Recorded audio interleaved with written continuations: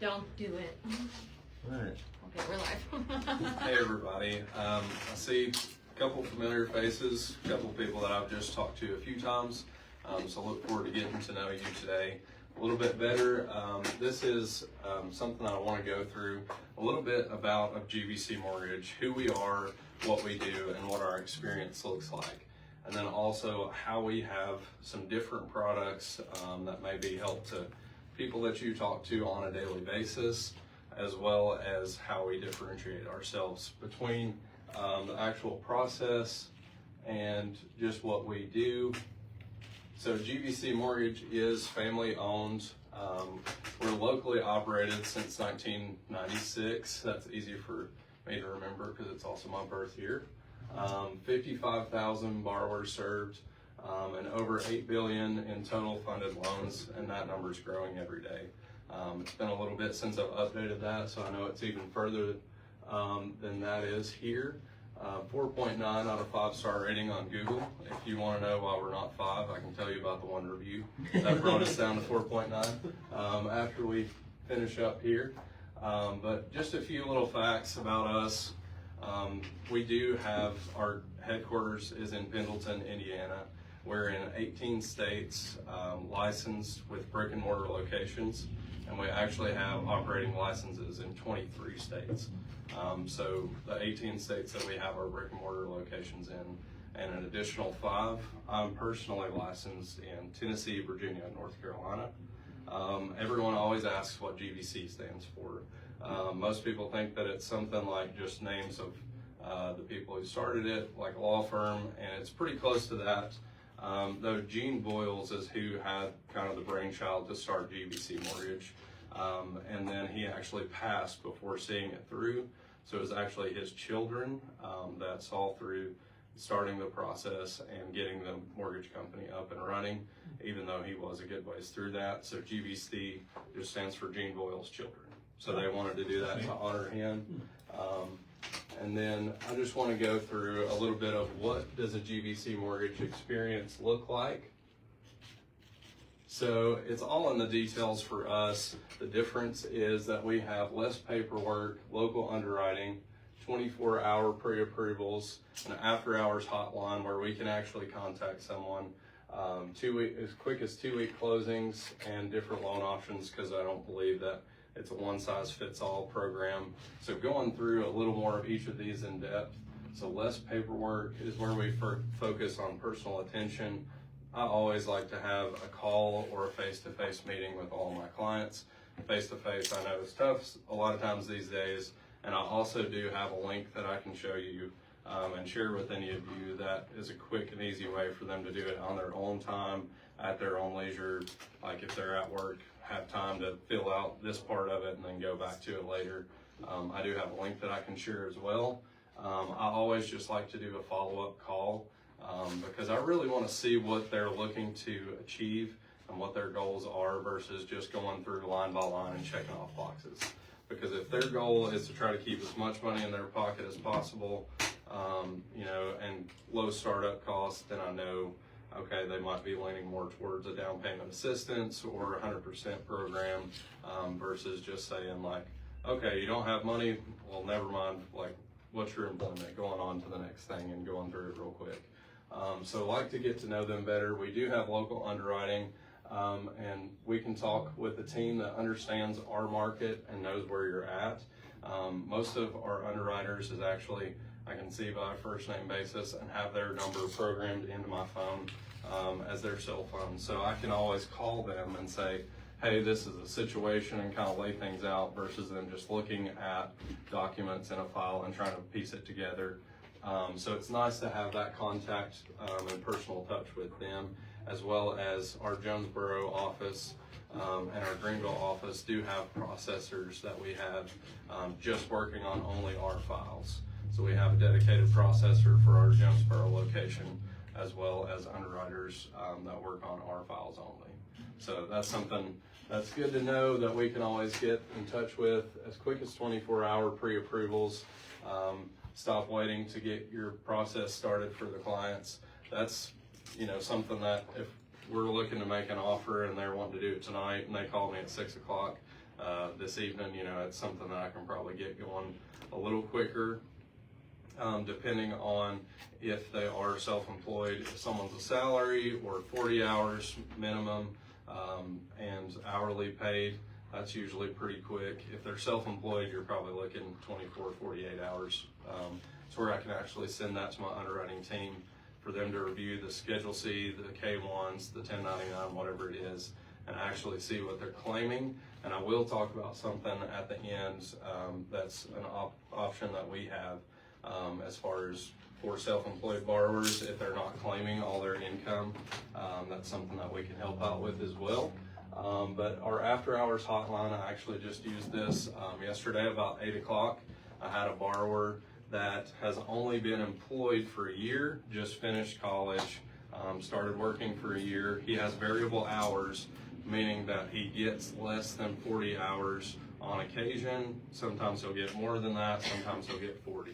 So anytime that we see variable hours, that's kind of a red flag or a concern for me. So I wanted to call and find out, could we use his college transcripts to create a 2-year employment history or 2-year work history, because he did go to TCAT and now he's doing HVAC. So he was going to schooling for the job that he now does. So we're actually able to use that for 2 years work history, and we're actually able to use a 1-year average on his job with variable hours. And I was able to find that out last night, instead of having to say, let's wait till tomorrow, or on a weekend having to say, let's wait till Monday and revisit this. So that's something that was super helpful. It's on a rotation, and actually quite often when I call. How would you have, so we're using maybe their student tuition as their like, some sort of like payment history or something? So it actually wouldn't be, typically we need 2 years of average on variable hours to count that.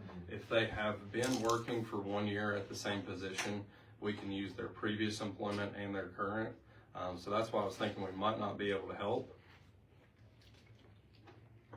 So we're not actually counting any income. We're just using that 2-year history. Yeah. Okay. So it's going to be his schooling, and then we're only counting the income for the last year.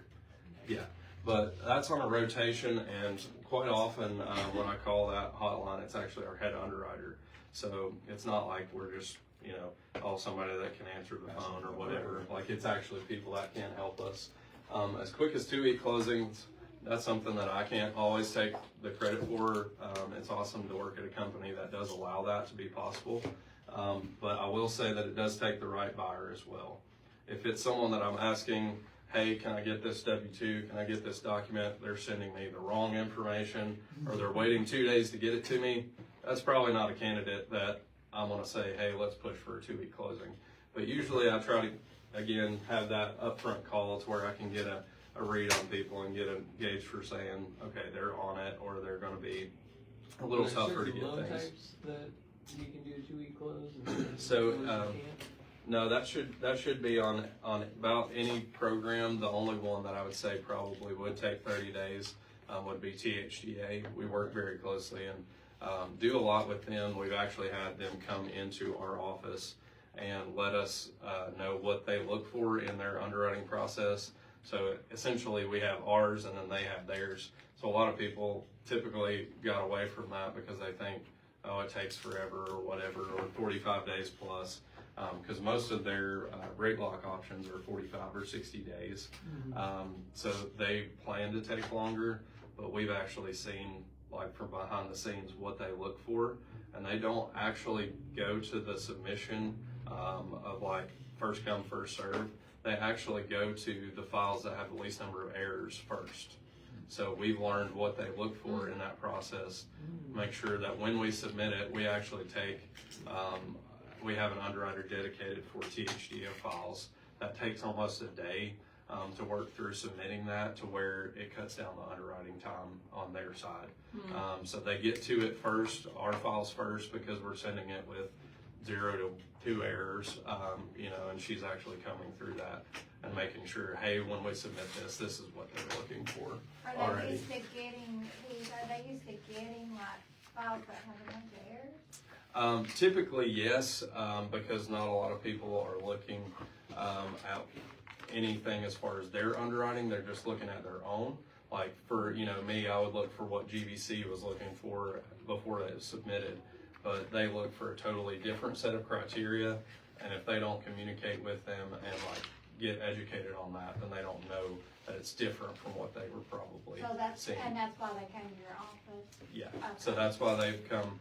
We're actually pretty close with Rebecca Bicknell, who is actually the THDA area manager. She's over the Tri-Cities area. She's over Chattanooga, and she's over Memphis as well. So it wouldn't be mistakes on another company's Just not having the workflow. things that It they're just wanting. would be for theirs. Correct. Yeah. So from not being educated of what they're looking for, but versus what their own company would be looking for individually.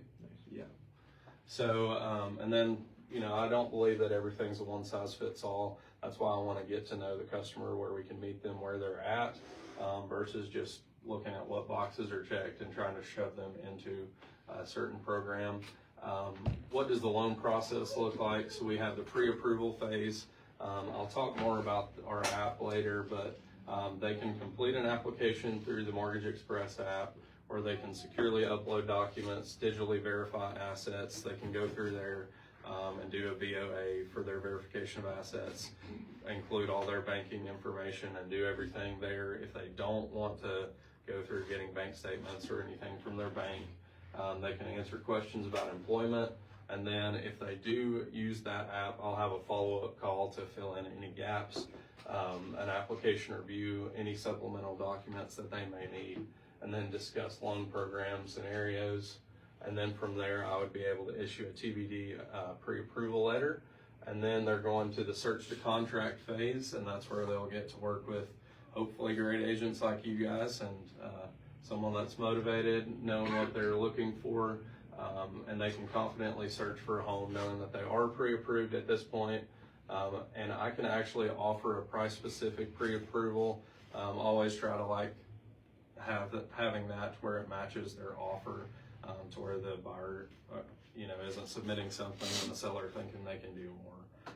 So it kind of hurts their negotiation power at that point. When I talk about our app later, I can actually set someone up as a trusted partner, to where they can go in and alter their own amount. So I will set the max limit, and they can lower that to match the offer as well.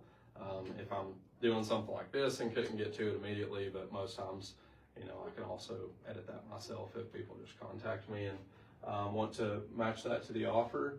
And then if the offer is accepted, we can discuss more specific payment options and go into actually locking their rate, submitting the application to underwriting for initial review.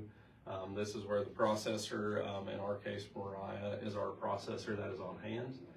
She will request any additional underwriting conditions. Then we'll resubmit to underwriting. The file is approved and the closing is scheduled. We do have different rate lock options. And one thing that I will say about our lock is that it protects you from market conditions as soon as you lock your rate in. But with us, we actually do offer a one-time free float down. So in any case where they're locking to protect themselves from market conditions changing, if they get better, they'll still, you're looking that rates have changed or rates have gotten better. I can actually go in and look at that and see if the pricing is better based on when we locked and where we're at the current moment, and pass that on to them one of two ways, where they could actually lower their rate for the same cost, or they could keep their current rate and lower their closing cost if the market conditions have got better. So you're kind of protected from getting worse, but you still get the advantage if they do get better. Most of the time, if you're locked in, it is what it is up until closing, which I think is kind of dumb, because why wouldn't someone just go somewhere else and apply, if they're still far enough in the process before closing that they could go to a different lender and get a better rate if they just started the process with a new company. So that's what we try to do to keep people and retain our clients, as well as the closing and review phase. I'm always going to have an email that goes out, tells them to the penny what they're supposed to bring for closing once their CD is final balance.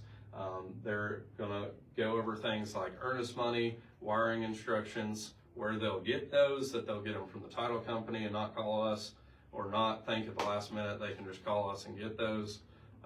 Know that where they need to go to get those things, as well as if they're looking at any sort of gift or anything as far as getting a gift from a family member or someone else, the best way to go about that, and I'll talk about that too towards the end, because there's some laws that have changed recently to make that easier if they're aware of that up front before they go ahead and like deposit the gift into their own account.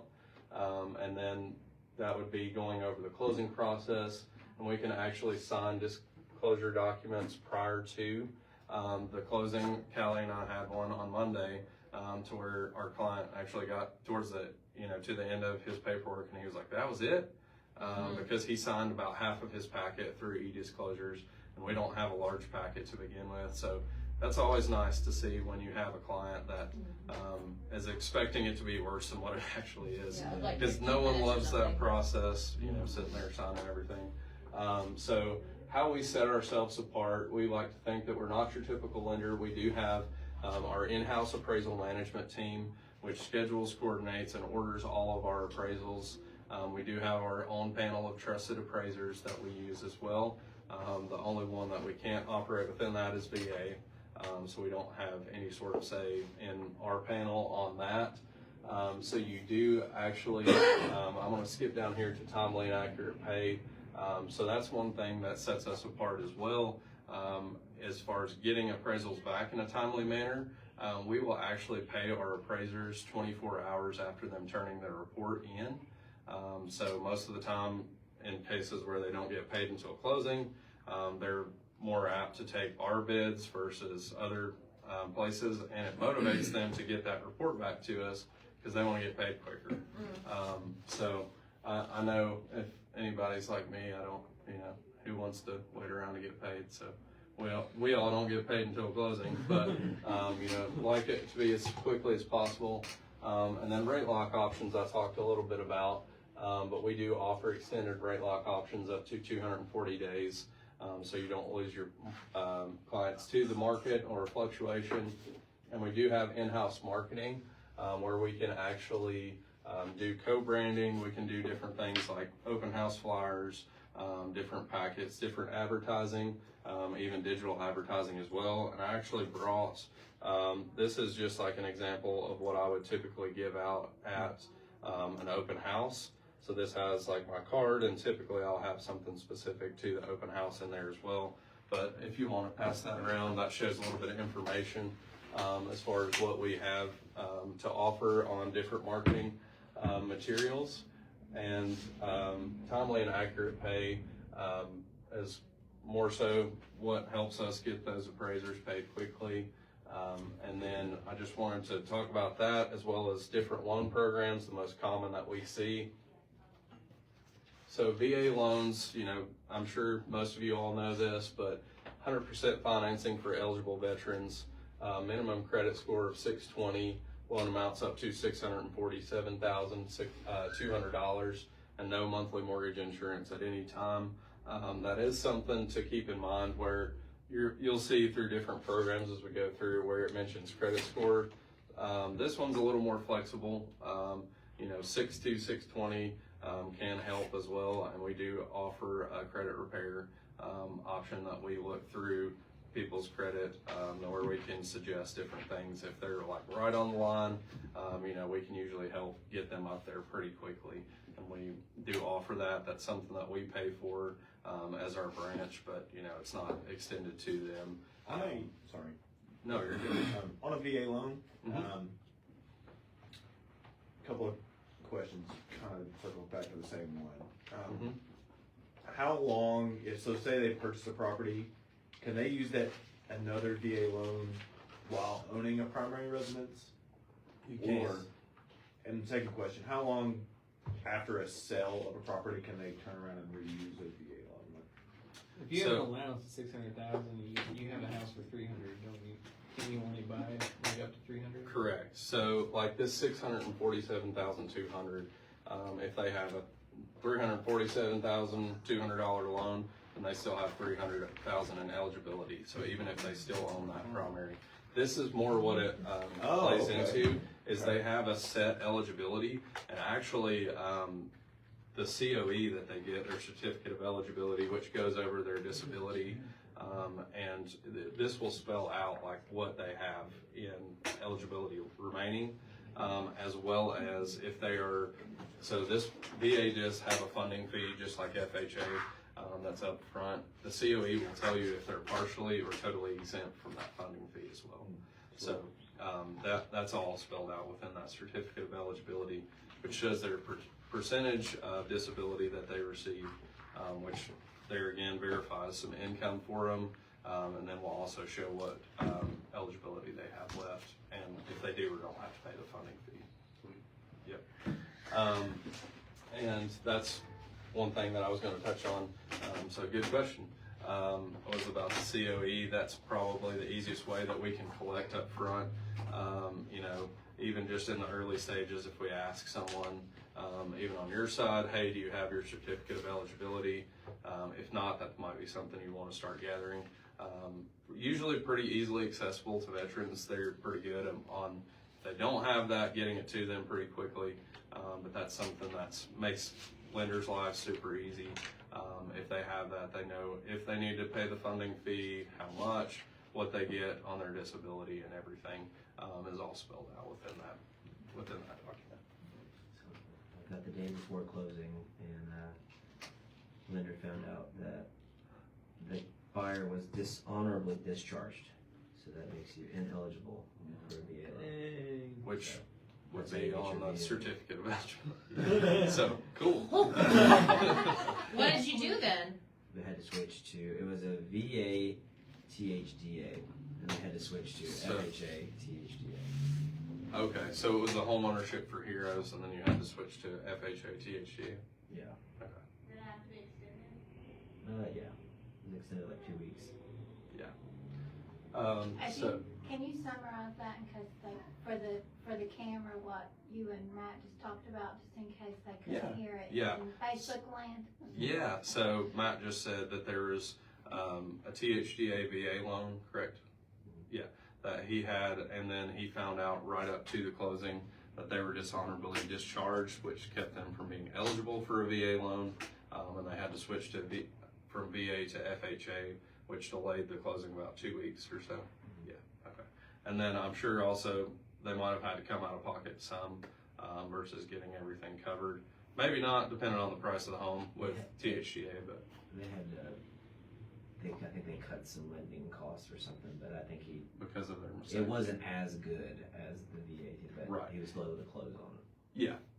Well, good thing that he was still able to close. But yeah, anytime you have an eligible veteran, you know, that's always going to be pretty much their best option is to exercise that VA loan. Moving on to FHA. So what to know, it's great for first-time home buyers. You do have up to 100% financing. We do have 100% FHA product. That is an in-house product. Also, I'm paid on loan amount only if it closes. There's no specific product or program that I get more or less off of.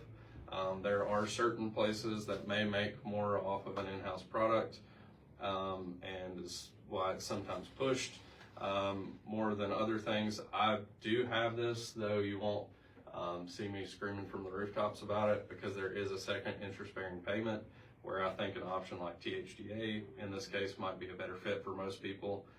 So it's sort of a rare case that fits into that 100%. Typically you're going to see 3.5% down for FHA unless you're tagging on the THDA. So seller can get up to 6% of closing costs covered. Can usually work with credit as low as 600. Pretty flexible on underwriting and can work with 2 years out of bankruptcy through FHA. And then USDA is designed for rural living, up to 100% financing options. The same as FHA for seller pays, cap on that. Same as far as 100% option, credit as low as 620. One thing that's nice about USDA, if the home appraises for more, you can actually include their closing cost in the loan to roll that in as well. though this says maximum debt to income ratio of 45.99, there is more flexible underwriting. Typically, I like to see, and most often I see approvals around front end 29, back end 41 for debt to income. If you're looking for lower income people, still might be a better candidate for FHA or THDA versus USDA, because those loan limits are pretty low for debt to income. So that's a little more strict on that for USDA. And then I can always check if you have the address, if that is an eligible property for USDA or not. Pretty much anytime your major schools, like Science Hill, Dobbins Bennett, anything like that is typically outside of that range. But there are some little pockets that are weird. But typically that's going to be where you see just county taxes and stuff like that. Conventional loans, credit score is low as 620. A minimum 3% down for first-time home buyers. Sellers can pay up to 3% of closing costs. And you do have other options like single, split, lender paid and borrower paid mortgage insurance. That's a little in depth for all of that, but you do have, the biggest thing is the potential to eliminate PMI. If they're putting 20% down and have 80% loan to value up front, you never have mortgage insurance. However, if they're starting with a 3 or 5% down payment, you will have that mortgage insurance until they reach 80% equity. They can request for that to fall off, or if you're not tracking and seeing exactly what percentage you're at 78% loan to value, that immediately falls off automatically without any request or anything. So you can request it at 20% equity, at 22% equity, it automatically falls off if you're not tracking or forgetting that. We also have conventional products that we offer. Two of those is called Home Ready and Home Possible. That is for a lower income AMI based program. So if your area median income is if they're under 80% of that, they can qualify for Home Ready or Home Possible, which does have more competitive rates while still offering a conventional product. FHA and conventional rate option. Right now I'm seeing 6.125, 6.25 for most FHA, where conventional is 6.75, 6.875 in that range. So it does offer them somewhere, I would say, around 6.49 in that range on most borrowers. And then if they're under 50% AMI, they do actually get qualified for a $2,500 lender credit that we will issue them. So that's something that we offer on top of that piggybacks with conventional, that still offers them the conventional product at a lower income. Question on the PMI dropping. So you're saying once you get to 20% equity in the home, is that right? So say if you bought a home and then all of a sudden the housing market did what it did and it went up. So say the value of the home went up by $80,000. Does that change the equity in your home based on, or does that change the PMI because of the equity that's built up in the home? It would or do you not. have to do a refinance? It would not unless you did refinance it, because then it would go off the new appraised value for your loan value. But as it was said, it would be the lesser of the appraised value or purchase price versus what the loan amount still remains. Yep. And then this is THDA. So I've talked a little more about that. So first-time home buyers is a great product for them. It also is for people that have not owned their own home for 3 years. They will go back and get the same opportunities as the first-time home buyers. So then they're also going to touch on the homeownership for heroes. I think that's probably what Matt was talking about earlier with the VA. On that, it is also available to active duty military veterans, state and local law enforcement, EMTs, firefighters. They also qualify for that homeownership for heroes, which is a 0.5% rate reduction at no extra cost to the borrower. Just because they are a veteran or first responder, they do qualify for that. And that is actually, like, currently the THDA rates are 6.625 for FHA, and they would automatically go to 6.125 with no extra cost at the homeownership for heroes. So this touches on the repeat home buyers.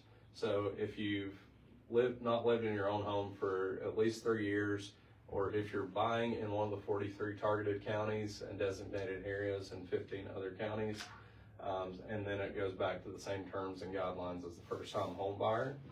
So down payment assistance is offered for qualified borrowers. There is another option, like I mentioned earlier, for the 100% FHA, up to $15,000. That does have a second interest-bearing mortgage. So the one thing about the Great Choice product through THDA is what's most often used throughout my office is going to be $6,000 in down payment assistance with 0 payment, 0 interest. It's only ever due if you sell or refinance the home. So that's most often what we would use in that. And one thing that I do want to mention about THDA versus USDA, USDA is always going to be household income. So they might be knocked out because they make too much money due to household income. If you have a husband and a wife, one makes $300,000, the other makes $80,000, and they're looking to buy, say in Washington County, the one person loan limit is $93,270. So if they're looking in that county and they can qualify by themselves, it doesn't matter what the spouse makes, you would only use qualifying income. So that's something where you might think somebody makes too much money. Those loan limits or income limits have been increased quite a bit from what most people would think. In certain counties, you can make close to up to $100,000 for one person and still qualify for that Great Choice THDA, where they'll get $6,000 in down payment assistance. And I actually had a closing last week where it was a cheaper home. He got his closing costs covered, got the $6,000 in down payment assistance, and got his earnest money back at closing. Most of the time you can get pretty close to, for instance, $200,000. If we're going THDA, FHA, 3.5% of that would be $7,000, and they can get $6,000 of that covered. So they'd only be out about $1,000 if they got their seller to pay their closing costs. And because of being FHA, they can get up to 6% covered by the seller. And then this is going to be a little bit about the app. So I talked about earlier, they can actually upload their documents, and as a buyer or seller's agent, I can add you in there if I have you as a trusted partner, and you can actually see the loan status, see updates any point in the throughout the mortgage process. You can click in there, see where they're at, see if they've signed their disclosures, and I can set it up to where you get as little or as much notifications and information on that as you want, because some people wouldn't want their phone blowing up, and some people want to see every little detail. So I can tailor that to match exactly what you're looking for. So that's where they can e-sign their disclosures, fill out applications, and if you are in there added as the buyer's agent, you can actually edit that pre-approval that I send through there. It will be maxed out at whatever I send it at, but you can lower that to match the offer as well. And does that immediately just go to like a PDF? Correct, yeah. So it will go and create a PDF that you can actually go in and set for yourself if you're set up and add it as the buyer's agent on that file. So that's pretty much everything that I wanted to cover through this. There's my contact info, and I have some cards up here as well. One thing that I said I would touch on later that I did want to mention is something that we are currently working on, a construction product. So that is not out to us yet. Though that's something we started in the past.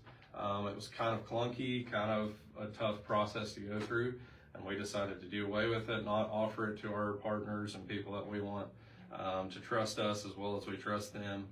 So we wanted to create a better process for that. So we're now, hopefully before the end of this month, we'll be introducing a new product. About that today. So weird. So we'll be introducing a new product there. And then another one that I touched on as far as self-employed borrowers. I get it. If you're self-employed, and like I'm sure most of you all are, you don't want to pay as much taxes, if you can, especially when you have deductions and reasonable things to bring that income down to where you're not into a higher tax bracket.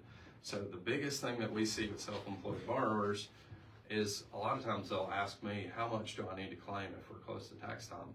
That's not my job to say, because I'll tell them claim what you made, because as soon as I I tell them claim this much, and then they don't qualify, they're gonna be mad at me, you know, or like if they're changing things based on what I tell them, that's not accurate to what it should actually be.